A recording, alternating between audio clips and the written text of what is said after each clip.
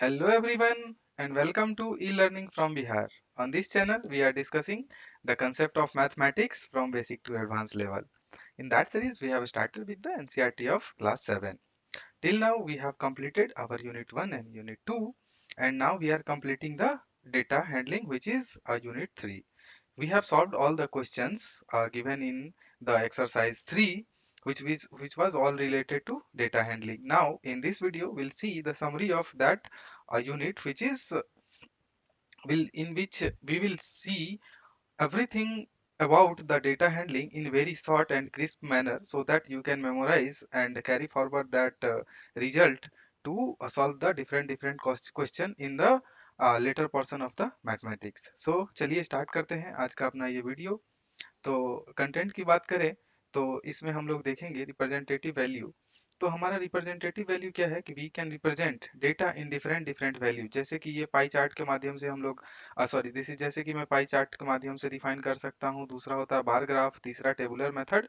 जो भी है उसके मेथड से हम लोग क्या करते हैं, we can represent the data in different using different different methods. ठीक है, इसके अलावा डेटा को जो हैंडल करने का तरीका है, थ्री मेजर जो टेक्निक है वो है हमारा मीन, मोड एंड मीडियन। ठीक है, अपार्ट फ्रॉम दैट जो हमारा ये बार ग्राफ है, तो चलिए एक एक करके देखते हैं कि क्या है। तो सबसे पहले क्या है, अर्थमेटिक मीन। मीन को हम लोग क्या बोलते हैं, एवरेज वैल्यू भी बोलते हैं। ठीक है, मीन को हम लोग एवरेज वैल्यू भी बोलते हैं। तो थ्योरेटिकली क्या है, average is a number that represent और shows the central tendency of the group of observation of a data. ठीक है, थ्योरेटिकल पोर्शन पे नहीं जाते हैं, जस्ट हम लोग थ्योरी बस ये आपके कन्वीनियंट के लिए है, बट मैथमेटिकली हम क्या कर सकते हैं, average is equals to sum of all the data, ठीक है, divided by total number of observation. ठीक है, total number of observation, this is the mathematical formula of average, या फिर मीन हम लोग बोल सकते हैं, दोनों सेम है, एवरेज या मीन। ठीक है, तो चलिए क्विकली एक एग्जांपल देखते हैं कि जैसे सपोज इसका हमें मीन फाइंड करना है, we have to find the mean of this data. तो सबसे पहले क्या करेंगे, total number of observation count करेंगे, 1 2 3 4 5 6 7 8 9। ठीक है, तो टोटल नंबर ऑफ ऑब्जर्वेशन हमारा कितना हो गया यहाँ पे, 9। और दूसरा हमें क्या चाहिए, सम। तो सम करने के लिए हम लोग क्या करेंगे, ये है हमारा सम। सम अगर सारे नंबर्स को ऐड करेंगे तो विल गेट 56। तो हमारा एवरेज का जो फॉर्मूला है वो क्या है कि sum of the data divided by total number of observation. तो observation total number n is equal to क्या है, 9। तो मेरा मीन क्या हो जाएगा, 56 divided by 9 that is equal to 6.022। तो ये हमारा हो गया मीन। ठीक है, अब आते हैं रेंज पे। ठीक है, रेंज से पहले एक चीज और देख लेते हैं कि मीन का रियल लाइफ में हम लोग कहाँ यूज कर सकते हैं। सपोज मीन का जो एक यूज है टू फाइंड नंबर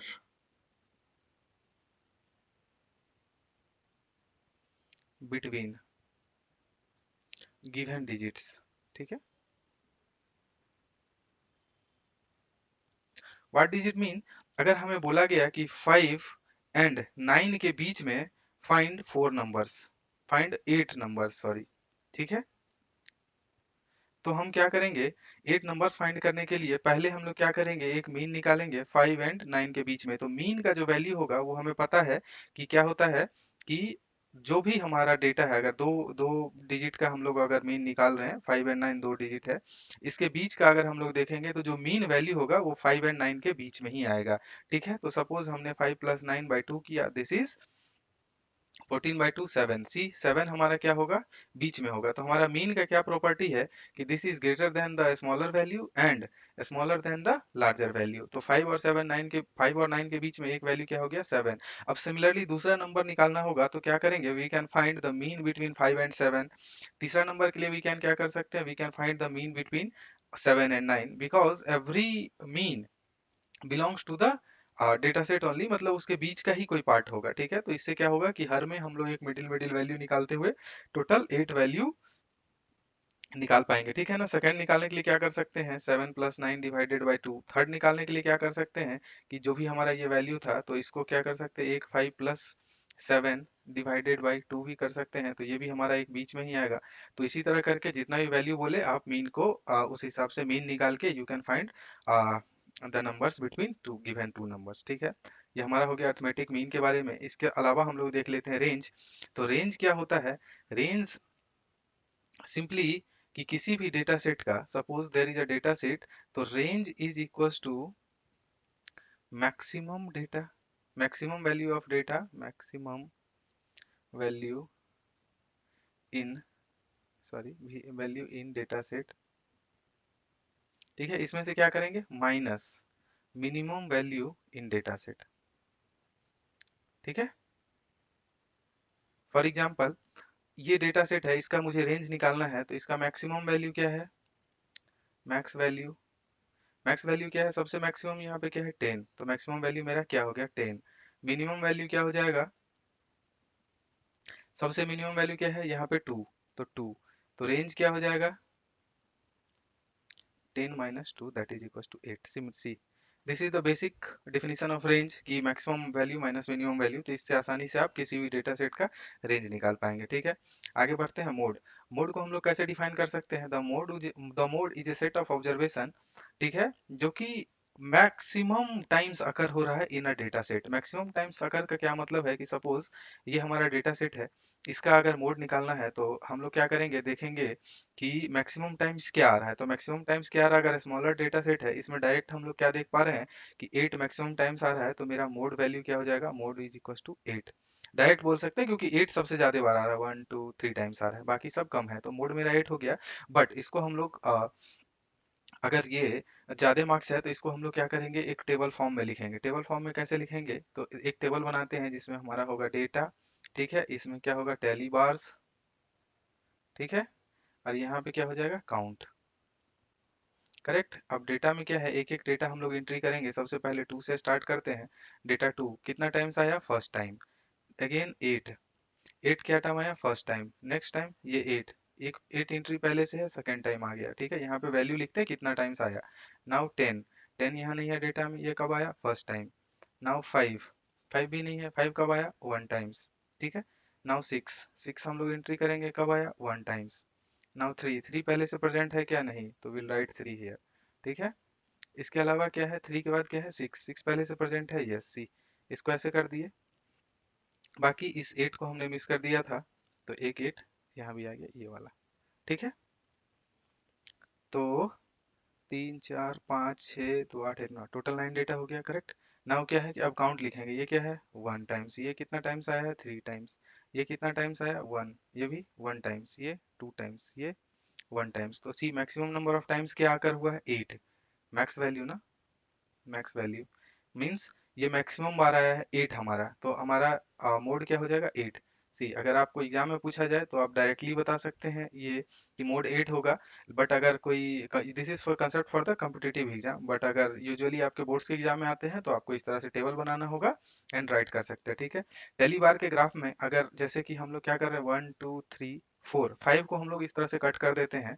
अगर 5 टाइम्स आया तो उसको हम लोग 5 को कैसे रिप्रेजेंट करेंगे? इस तरह से। ठीक है, तो ये हमारा क्या हो गया? मोड। मोड समझ में आ गया, इजिली हम लोग निकाल पाएंगे। नाउ आते हैं मीडियन की तरफ। तीसरा जो डेटा हैंडलिंग का मेथड है वो एक मीडियन है। तो मीडियन क्या होता है कि एक मैथमेटिकली लिखा हुआ है। इसके लिए हम लोग क्या करते हैं? सबसे पहले डेटा को अरेंज करते हैं आइदर असेंडिंग और डिसेंडिंग ऑर्डर में। उसके बाद क्या करते हैं? हमारा जो मिडिल वैल्यू होता है that is called as median. जैसे कि सपोज 9 डेटा सेट है तो यहाँ पे 4 होना चाहिए। ठीक है, यहाँ पे भी 4 डेटा सेट होना चाहिए, और ये हमारा जो फिफ्थ वन होगा, फिफ्थ डेटा, वो हमारा क्या हो जाएगा? मीडियन। ठीक है, तो चलिए एक एग्जांपल देखते हैं। सेम डेटा सेट जिसका हमने मीन भी निकाला था, मोड भी निकाला था, अब उसी का मीडियन निकालते हैं।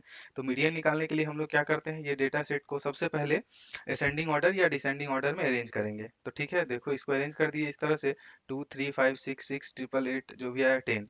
तो अब हमारा क्या है? मीडियन क्या हो जाएगा? अगर ये टोटल कितना वैल्यूज था इसमें? 9, तो जो 4 है, 4 के बाद इधर भी 4 डेटा, इधर भी 4 डेटा, जो बीच का ये हमारा पार्ट है, ये हमारा क्या हो जाएगा? मीडियन। ठीक है, तो median is equal to 6। Simply समझ में आया? तो इससे हम लोग क्या निकाल सकते हैं, मीडियन।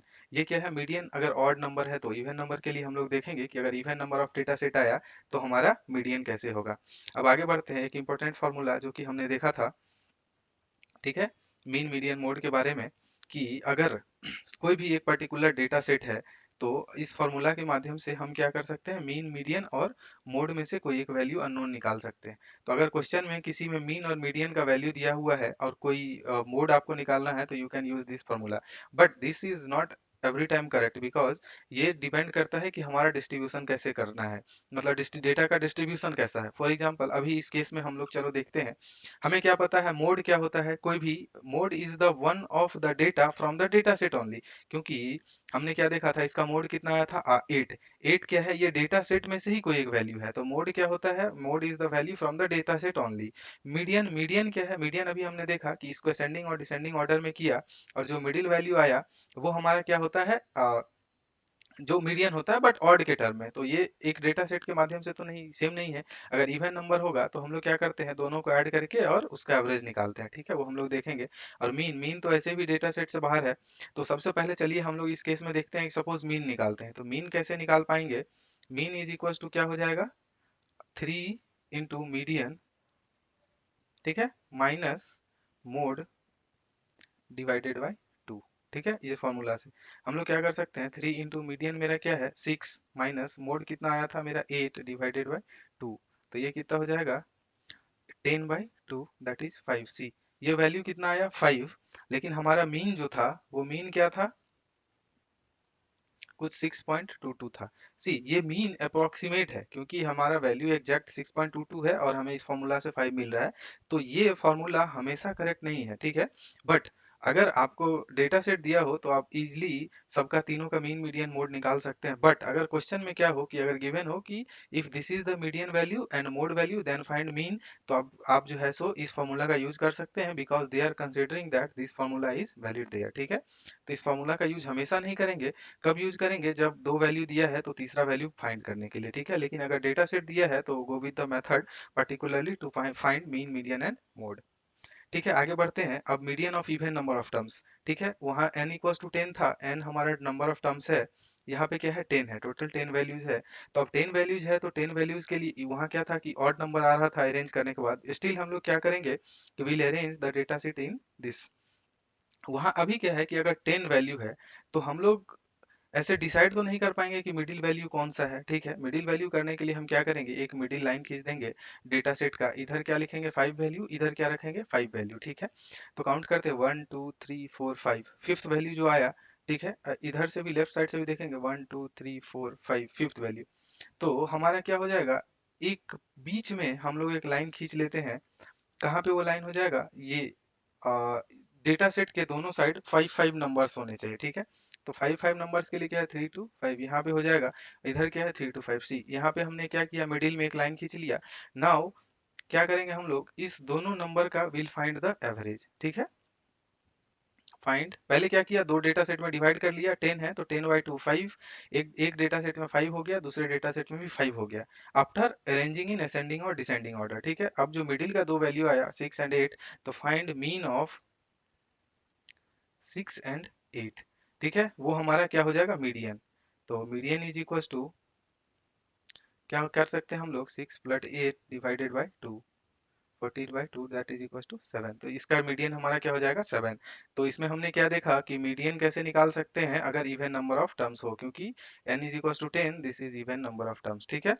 तो आगे बढ़ते हैं, बार ग्राफ, ठीक है। अब इसका तीसरा चैप्टर, तीसरा जो टॉपिक था वो हमारा क्या था, बार ग्राफ। बार ग्राफ में क्या होता है कि bar graph is a representation of numbers using bars in uniform width, ठीक है। अगर जैसे कोई भी अगर यूनिफॉर्म विड्थ का अगर इस तरह का फॉर्म में अगर हमको डेटा रिप्रेजेंटेशन दिखे तो हम लोग उसको बार ग्राफ मेथड बोलते हैं, ठीक है। डबल बार ग्राफ क्या है, डबल बार ग्राफ क्या है कि एक साथ अगर हमें दो बार दिख जाए एक ही ग्राफ में, अगर दो दो बार दिखेगा तो that will be called as double bar graph. इससे क्या कर सकते हैं, we can compare two data at a glance. अगर इस तरह का डेटा है तो हमें क्या पता है कि ये value is greater than this second value, ठीक है। इस केस में भी same A value is greater, तो ऐसे करके हम इजीली कंपेयर कर पाएंगे बार ग्राफ में एक दूसरे दो दो तीन डिफरेंट डिफरेंट डेटा सेट का। तो चलिए एक एग्जांपल देखते हैं कि सपोज ये हमारा डेटा सेट है, इसमें क्या है, हम क्या देख सकते हैं, दो ग्राफ है, दो बार ग्राफ है, बार के फॉर्म में है। एक है हमारा व्हाइट कलर से और एक है ग्रे कलर से शेड किया हुआ। ठीक है, तो अगर एक ही डेटा होता आइदर व्हाइट कलर में या ग्रे कलर में, तो हम लोग उसको क्या बोलते हैं, सिंपल सिंगल बार ग्राफ। बस इसमें एक साथ दो डेटा दिया हुआ है, जैसे ए क्या है कि दो दो वैल्यू को रिप्रेजेंट कर रहा है, एक व्हाइट को भी और एक ग्रे को भी। ठीक है, तो इसलिए हमारा वैल्यू की, इसलिए इसको हम लोग क्या बोलते हैं, डबल बार ग्राफ।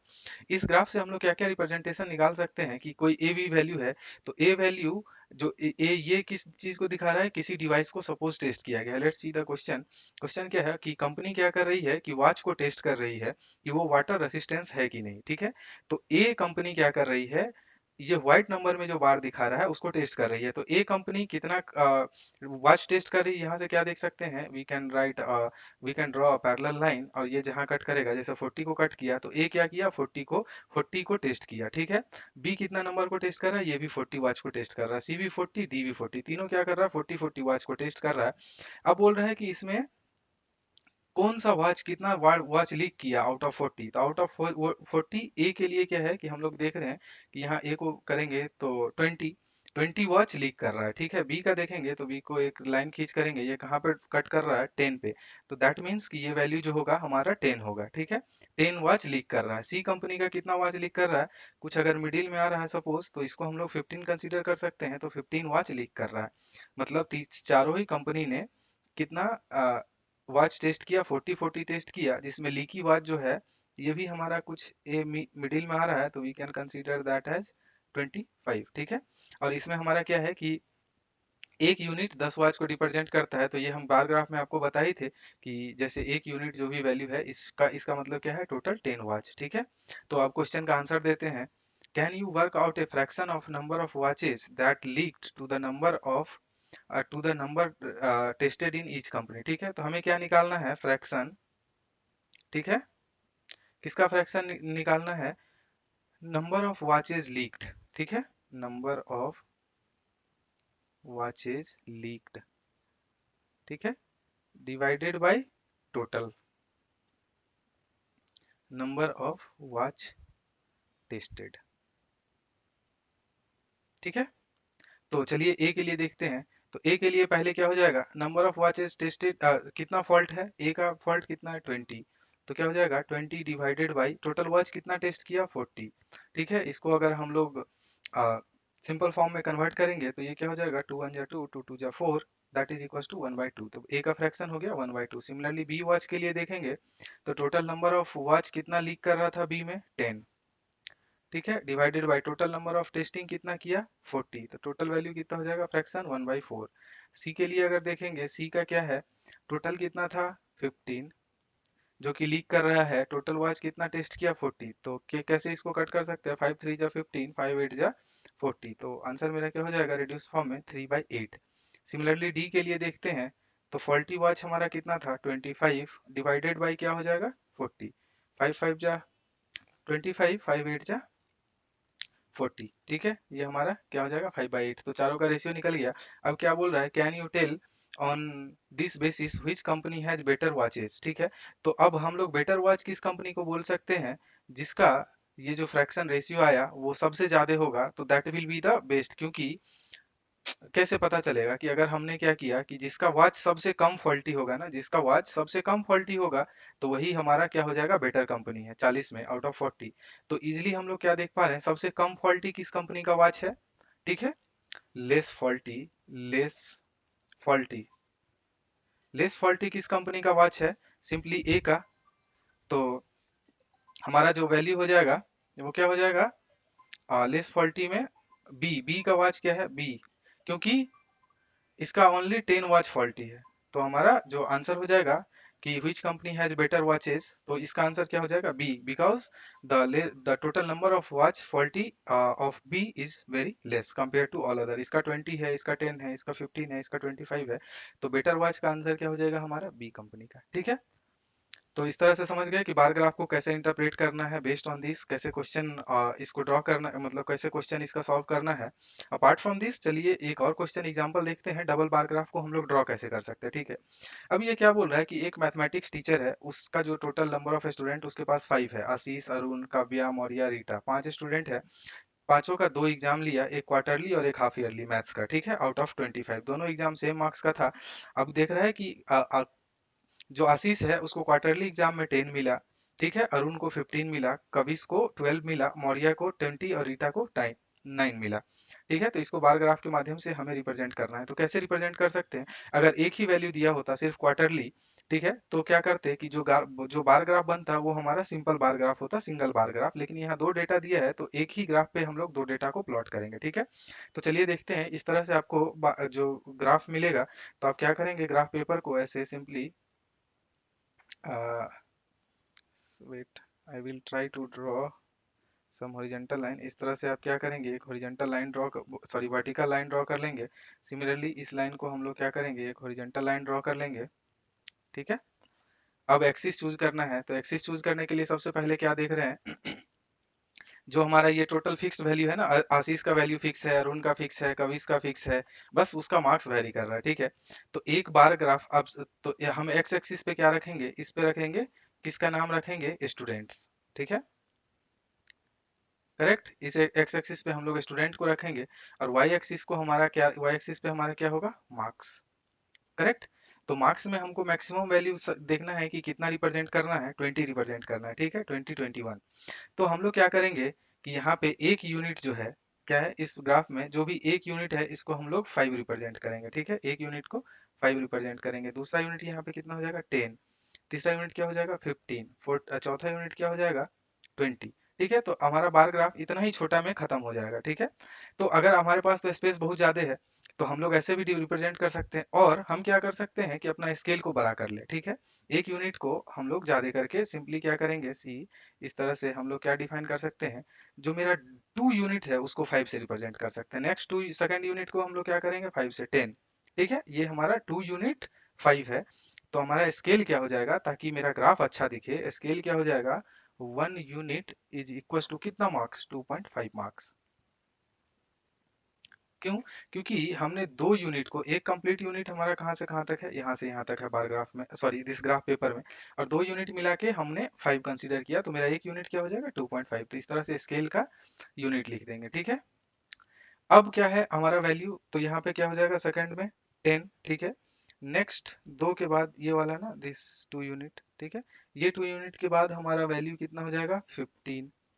अगला 2 यूनिट के बाद हमारा वैल्यू क्या हो जाएगा, 20। ठीक है, ये वैल्यू 2 यूनिट के बाद क्या हो जाएगा, 30। सी मैक्सिमम हमें मार्क्स 21 ही शो करना है। तो इस तरह से क्या करेंगे, you have to choose the proper scale.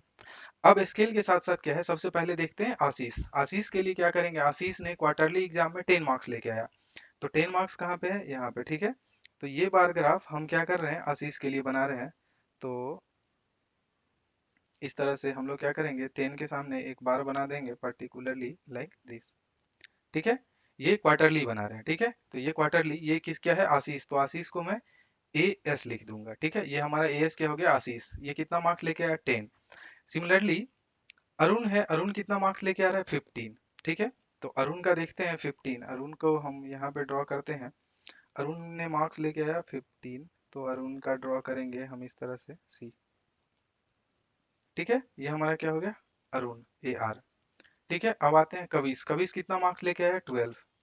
ठीक है, तो 12 कहाँ पे होगा, 10 यहाँ पे बीच में हमारा कितना हो जाएगा, ये जो वैल्यू है ये 2.5 है ना, 2.5 मतलब कितना हो जाएगा, 10 से 15, यहाँ पे कितना हो जाएगा, 12.5।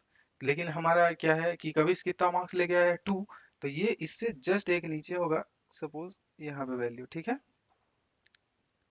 12.5।